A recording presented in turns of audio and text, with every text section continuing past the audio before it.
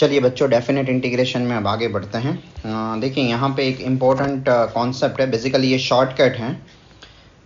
क्या लिखा गया है, ध्यान से पढ़िए। If function y is equal to F x is monotonic function. Monotonic function का मतलब है फंक्शन या तो इंक्रीजिंग हो या तो फिर डिक्रीजिंग हो, और वो भी कंप्लीट इंटरवल में। जैसे कि मैं यहाँ पे देखिए, यहाँ पे a टू b में ये जो इंटरवल दिख रहा है, तो इस इंटरवल में ये फंक्शन इंक्रीजिंग है। ठीक है। अच्छा, जैसे कि मान लो मैं कुछ इस तरह से फंक्शन को ड्रॉ करूं, है ना, तो यहाँ पे फंक्शन डिक्रीजिंग है। तो मोनोटोनिक फंक्शन का मतलब है फंक्शन या तो इस तरह से इंक्रीजिंग हो या तो फिर डिक्रीजिंग हो। ठीक है। Then the area bounded by ordinates x is equal to a, मतलब ये वाली जो लाइन है वो है x is equal to a line. ठीक है। x is equal to b, मतलब ये वाली लाइन है x is equal to b, आपको दिखाई दे रही है। फिर y is equal to F X, तो ये वाला हमारा फंक्शन हो गया y is equal to F X. ठीक है। And y is equal to F of c। This line is y is equal to F of c। ठीक है। अच्छा, अब ध्यान से देखें, y is equal to F X, x is equal to a, x is equal to b and y is equal to F C. ये जो lines हैं, इनसे ये वाला एरिया बाउंड हो रहा है। एक तो ये एरिया बाउंड हो रहा है, दूसरा ये एरिया बाउंड हो रहा है। ठीक है। अब क्या कहा जा रहा है, ये कहा जा रहा है कि दिस एरिया इज मिनिमम। ये एरिया है वो मिनिमम बनेगा, और वो कब बनेगा, जब c की वैल्यू क्या होगी, c की वैल्यू होगी a plus B by two. मतलब c is basically mid point of, c is mid point of a and b, है ना। अब सोचिए, तो यहाँ पे एरिथमेटिक मीन बनना चाहिए c, मतलब a plus B by two, middle में आना चाहिए। तो जब ये c मिडल में आएगा तब क्या होगा, तब ये होगा कि ये एरिया और ये एरिया का जो सम है, मतलब ये टोटल एरिया है, वो क्या बन जाएगा, मिनिमम बन जाएगा, है ना। ऐसा यहाँ कहा जा रहा है। पर ये कब की बात है, जब आपका फंक्शन कैसा हो, या तो आपका फंक्शन इस तरह से इंक्रीजिंग होना चाहिए या तो फिर आपका फंक्शन डिक्रीजिंग होना चाहिए। तो फंक्शन अगर इंक्रीजिंग है और फंक्शन डिक्रीजिंग है, तो एरिया को मिनिमाइज करने के लिए, है ना, जो c चाहिए हमें, वो क्या होना चाहिए, a plus B by two. ऐसा इस शॉर्टकट में कहा गया है। हालांकि इसका प्रूफ भी बड़ा सिंपल है, लिबनिट्ज रूल से इसका प्रूफ आता है।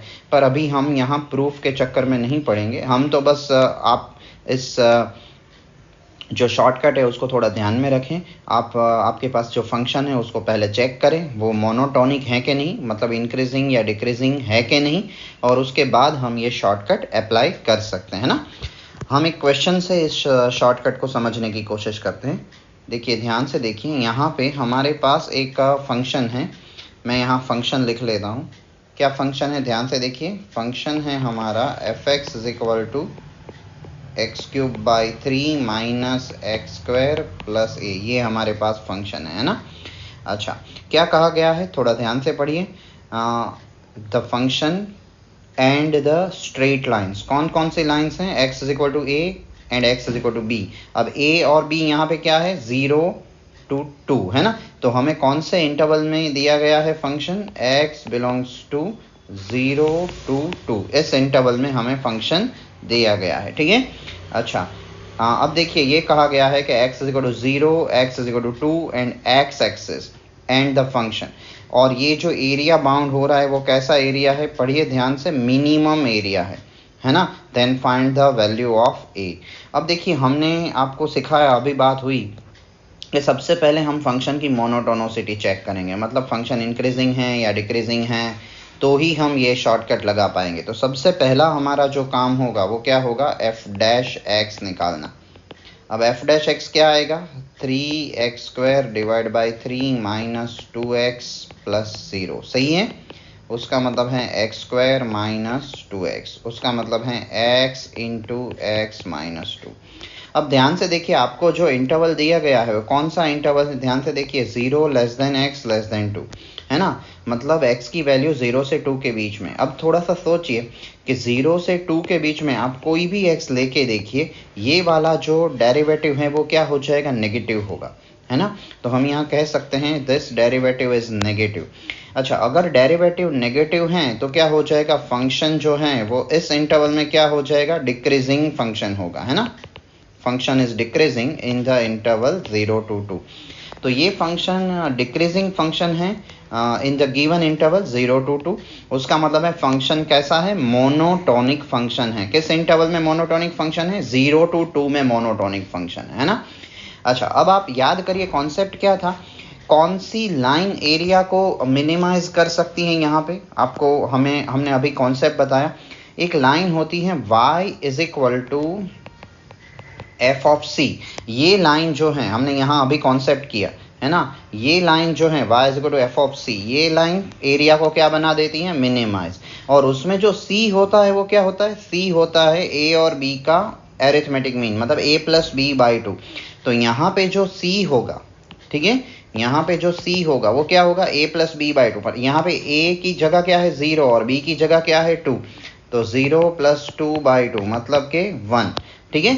तो उसका मतलब है y is equal to F of 1 जो लाइन होगी वो क्या बनाएगी, एरिया को मिनिमाइज कर देगी, ठीक है।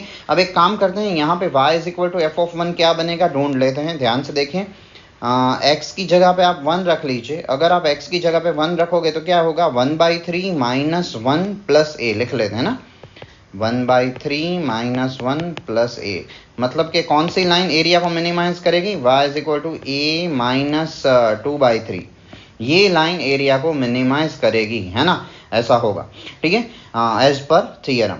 अच्छा, पर यहाँ पे हमें कह दिया गया है, क्या कह दिया गया है, पढ़िए, एक्स एक्सिस जो है वो लाइन जो है, एक्स एक्सिस मतलब y is equal to 0 line, और y is equal to 0 line area को मिनिमाइज कर रही है, ये हमें क्वेश्चन में कहा गया है ना। तो क्वेश्चन में कहा गया है y इज इक्वल टू 0 का मतलब है x एक्सिस जो है वो एरिया को मिनिमाइज कर रहा है। अच्छा, अब देखिए थ्योरी के अकॉर्डिंग हमें मिल रहा है ये लाइन एरिया को मिनिमाइज करेगा, और हमें क्वेश्चन में दिया गया है कि y is equal to 0 line area को मिनिमाइज करेगा, है ना। उसका मतलब ये दोनों एक ही होने चाहिए, है ना, ये दोनों ही लाइन एक ही होने चाहिए। अब ये दोनों ही लाइन एक ही हैं तो उसका मतलब हम इनको कंपेयर कर सकते हैं। तो उसका मतलब a माइनस 2/3 की वैल्यू क्या हो गई, 0, है ना, और यहाँ से हमें a की वैल्यू क्या मिल जाएगी, क्लियरली 2/3 मिल जाएगी, सही है। तो हमें यहाँ कहा गया है कि find the value of a, तो हमने a की वैल्यू निकाल ली, क्या मिलेगी, a की वैल्यू 2/3। जब a की वैल्यू 2/3 होगी तब क्या होगा, ये एरिया जो है वो कैसा हो जाएगा, मिनिमाइज हो जाएगा, ठीक है बच्चों। तो ये बहुत ही आसान सा सवाल था, कॉन्सेप्ट बेस्ड क्वेश्चन है ये, हमने अभी अभी जो शॉर्टकट करी उसी के अकॉर्डिंग है। पर बस ध्यान ये रखना है कि ये शॉर्टकट तभी चलेगा जब आपका जो फंक्शन है या तो डिक्रीजिंग फंक्शन हो या फिर इंक्रीजिंग फंक्शन हो। यहाँ पे हमारा फंक्शन कैसा है, डिक्रीजिंग है, तो हमने शॉर्टकट लगा ली। इंक्रीजिंग होता तो भी हम शॉर्टकट लगा सकते थे, पर अगर function neither increasing nor decreasing type का है तो फिर आप ये शॉर्टकट अप्लाई नहीं कर पाओगे, ठीक है। अच्छा, अब आगे बढ़ते हैं थोड़ा सा। देखिए यहाँ पे क्या कहा गया है, ये थोड़ा सा नया आर्टिकल है। देखिए अब तक सोचिए हमें फंक्शन या कर्व दिया जाता था और हम एरिया निकालते थे। अब तक के हमने सभी क्वेश्चंस में क्या किया है, कुछ ना कुछ हमें कर्व दिया गया है और हम एरिया के ऊपर कुछ डिस्कशन करते हैं। यहाँ पे डिटर्मिनेशन ऑफ फंक्शन का आर्टिकल है, उसका मतलब है आपको एरिया दिया गया है और आपको फंक्शन निकालना है। देखिए ध्यान से पढ़िए कि एरिया अवेलेबल है ना, और आपको क्या कहा गया है, फाइंड फंक्शन। तो बेटर है हम क्वेश्चन से ही इसको समझते हैं। देखिए रिक्वायर्ड फंक्शन मान लेते हैं, सपोज रिक्वायर्ड फंक्शन है, उसको हम मान लेते हैं, let required function be y is equal to F X, ये हमारा रिक्वायर्ड फंक्शन है, ठीक है। अच्छा, हमें कहा गया है आप फंक्शन निकालिए, ठीक है। अब कौन सा एरिया गिवन है, ध्यान से पढ़िए, आपको दिया गया है एरिया कौन सा गिवन है, 0 to x की लिमिट में आपको एरिया गिवन है, तो 0 to x, ठीक है। और फंक्शन हमें नहीं पता तो फंक्शन हम लिख लेते हैं, सपोज ये हमारा रिक्वायर्ड फंक्शन है और उसके थ्रू कुछ ना कुछ एरिया बाउंड होगा, क्वेश्चन में ही दिया गया है, पढ़िए 0 to x में फंक्शन द्वारा कुछ ना कुछ एरिया बना होगा, और वो एरिया कितना बना है वो क्वेश्चन में गिवन है। कितना बना है ये एरिया, पढ़िए under root 1 plus 3x minus 1, ये एरिया गिवन है। अब क्वेश्चन में क्या कहा गया है, फाइंड द रिक्वायर्ड फंक्शन। तो अब हमें फंक्शन निकालने के लिए क्या करना पड़ेगा, देखिए इसका डिफरेंशिएशन करना पड़ेगा। तो हम कुछ नहीं है, बहुत आसान है, हम दोनों तरफ डिफरेंशिएशन कर लेते हैं। अब सोचिए इस वाली क्वांटिटी का अगर मैं डिफरेंशिएशन करूंगा, ये वाली जो क्वांटिटी है इस वाली क्वांटिटी का डिफरेंशिएशन करूंगा तो क्या लगाना पड़ेगा, लिबनिट्ज रूल लगाना पड़ेगा, है ना। तो हमने यहाँ पे डिफरेंशिएशन कर लिया, क्या होगा इसका डिफरेंशिएशन, क्लियरली fx, ठीक है, यही होगा इस तरफ डिफरेंशिएशन। और सामने की तरफ भी हमें डिफरेंशिएट करना पड़ेगा, है ना, सामने की तरफ डिफरेंशिएट कर लेते हैं।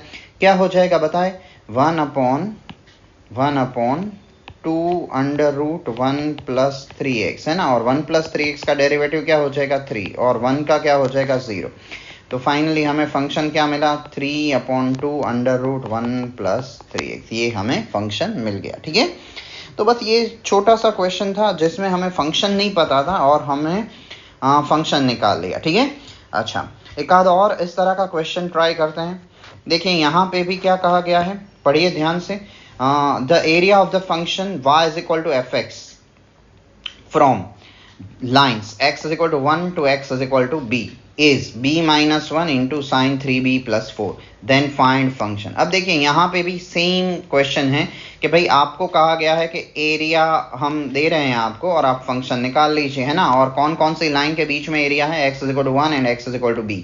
तो बस बहुत ही आसान है, हम क्या करेंगे, मान लीजिए ये जो एरिया है, हमें जो फंक्शन निकालना है उसको हम ले लेते हैं। Suppose required function is y is equal to fx, ये हमारा रिक्वायर्ड फंक्शन है ना।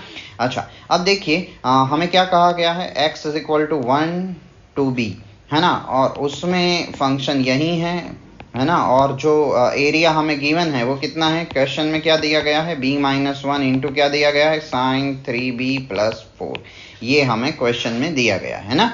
और कहा क्या है भाई आप फंक्शन निकालिए, है ना। तो बस हम क्या करेंगे, दोनों तरफ डिफरेंशिएट कर देंगे।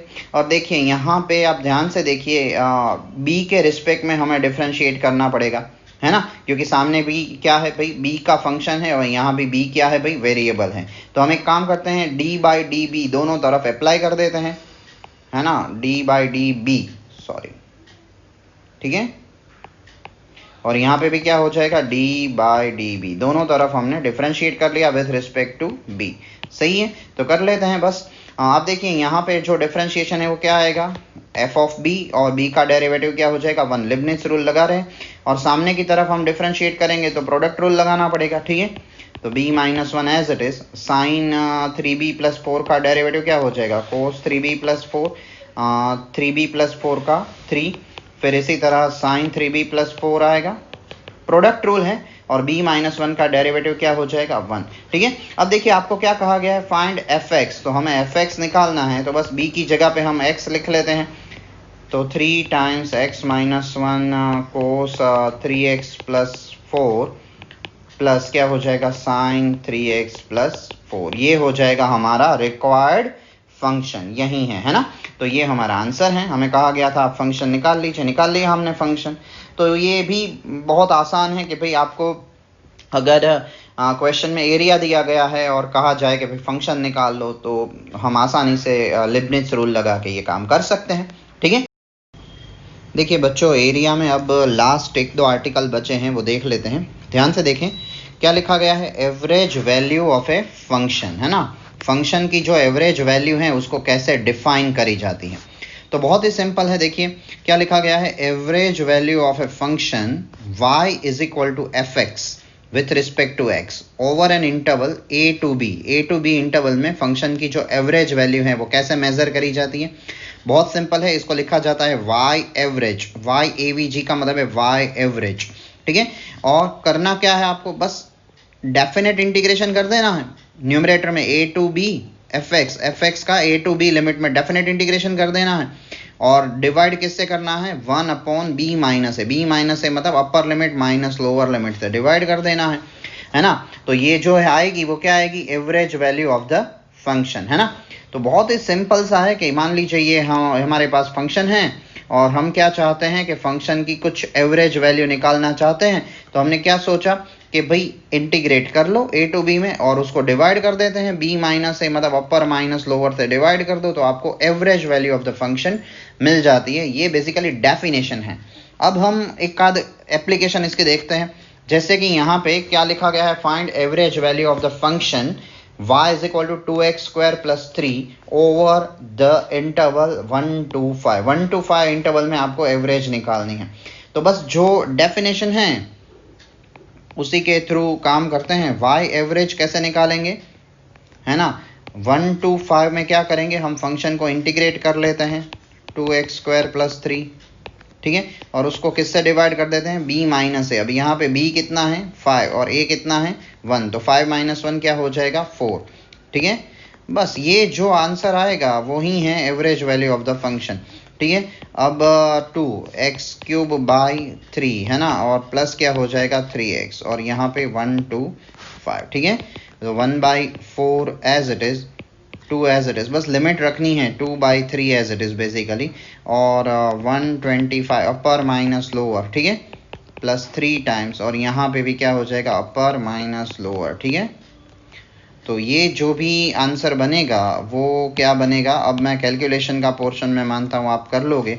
ये जो भी आंसर बनेगा वो basically average value of the function है। 2/3 इंटू क्या हो जाएगा 124 प्लस 3 इंटू 4 कितना हो जाएगा 12, ठीक है बच्चों। तो बस आप इस चीज़ को ज़रा कैलकुलेट कर लेना और फाइनल आंसर निकाल लेना। ये जो कैलकुलेशन के द्वारा जो आंसर मिलेगा that is just average value of the function, ठीक है। तो मैं यहाँ अब एक और मेथड यहाँ पे देखते हैं, एरिया बाउंडेड बाय इनइक्वालिटीज़, है ना। इनइक्वालिटीज़ के थ्रू हमें कभी कभी एरिया पूछा जाता है, ठीक है। देखिए यहाँ पे क्या कहा गया है, पढ़िए। आपको कहा गया है कि find the area between the curves x square plus y square is equal to a square and mod x plus mod y यहाँ पे इज इक्वल टू ए होना चाहिए, ठीक है, इज इक्वल टू ए। अच्छा, अब देखिए इस क्वेश्चन को ऐसे भी पूछा जा सकता था कि मान लीजिए इस तरह से एक रीजन दिया जाता था एस या फिर आर लिख लेते हैं, आर मीन्स रीजन, है ना, एक रीजन, और उस रीजन को मान लीजिए ऐसे लिखा गया है कि x, y, all the points x, y such that x square plus y square minus a square less और equal 0 and mod x plus mod y minus a greater equal 0, है ना। और find area of this region ऐसे भी पूछा जा सकता था, find area of region R, ठीक है। अच्छा, अब देखिए ये हम इसको समझते हैं basically area bounded bye inequalities का ये छोटा सा एक क्वेश्चन ले लेते हैं। देखिए हमें कहा गया है कि x square plus y square minus a square less और इक्वल 0। पहले तो सोचिए x square plus y square is equal to a square क्या होता है, x square plus y square is equal to a square circle होता है। उस सर्कल का सेंटर क्या होगा, ओरिजिन, एंड रेडियस क्या होगी ए, है ना। तो सेंटर, ओरिजिन एंड रेडियस ए लेके हम एक सर्कल ड्रॉ कर लेते हैं, ठीक है, ये रहा वो सर्कल, ठीक है। अच्छा, उस सर्कल का रेडियस ए जितना है तो यहाँ पे पॉइंट क्या हो जाएगा a,0, ये वाला पॉइंट क्या हो जाएगा 0a, ये वाला पॉइंट क्या हो जाएगा -a,0 और ये पॉइंट क्या हो जाएगा 0, -a। तो ठीक है, एक तो हमारे पास सर्कल है। दूसरा क्या लिखा है, mod x plus mod y is equal to a। देखिए अब यहाँ पे 4 क्वाड्रेंट में 4 केस बनेंगे। देखिए यहाँ पे अगर x पॉजिटिव है, मैं यहाँ लिख के बता देता हूँ आपको, अगर x पॉजिटिव है, x greater equal 0 and y greater equal 0, तो फिर ये क्या बनाएगा, ये वाला बनाएगा x plus y is equal to a, इतना लाइन सेगमेंट बनाएगा। तो ये फर्स्ट क्वाड्रेंट में x plus y is equal to a, ये वाला लाइन सेगमेंट है, ठीक है।